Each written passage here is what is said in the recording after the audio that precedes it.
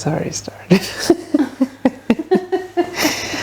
Okay, ready? Okay, here we go. Okay. Today we're going to start work on my mom's 1966 Ford F100. We are? Yeah, and then we're going to roll those, you know, the... Oh, okay. Okay.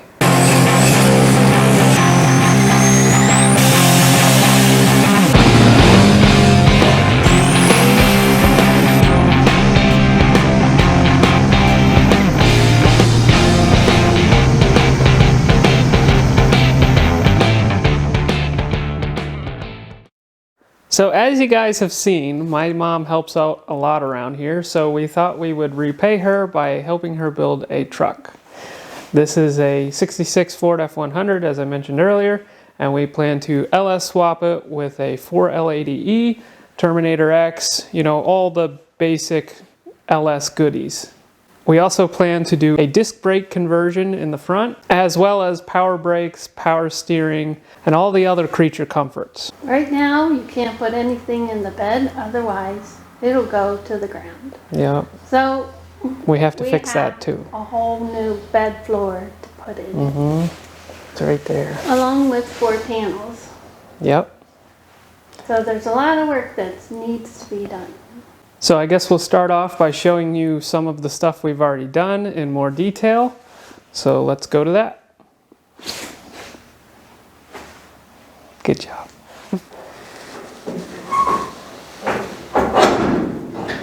You gotta push the thing.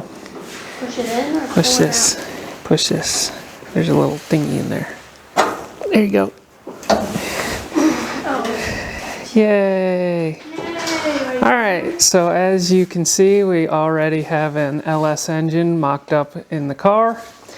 We use some conversion plates that you bolt to the side of the engine. They're intended to do a swap from the LS mounts to a small block Chevy style mount.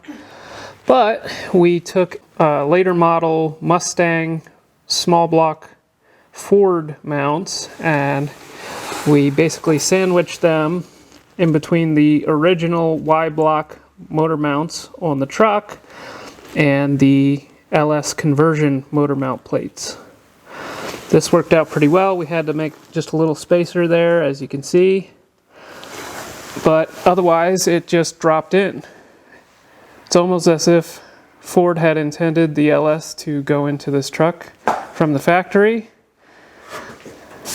So you could say we're restoring this one. For all you Ford guys who claim that the LS has been robbed from Ford, here you go. We were even able to modify the original cross member to support the 4L80E. It's like the truck was made for it. Additionally, we took the rear end that the truck came with and we cleaned it up, painted it, and put a limited slip differential into it. As I mentioned before, we're using the stock motor mounts, but in addition to that, we are going to use an LS1 pan because it basically sits entirely above the original frame. We chose to do this because it was a lot easier to get the engine in the truck, and a rear sump would have been difficult with the way that the steering is set up back here. Also, the engine that we are going to put in this car already has the correct pan on it, so it's as easy as installing the engine. We don't have to fiddle with anything. We took a later model truck and we took the twin I-beams out of that, so all of this is going to get replaced with the disc brake equivalent, and we also robbed the power steering box off of that, so all of this is going to get taken off of the truck and replaced. As we found out a couple minutes ago, this kingpin is actually shot, so it's a good thing that we have a whole replacement twin I-beam set up.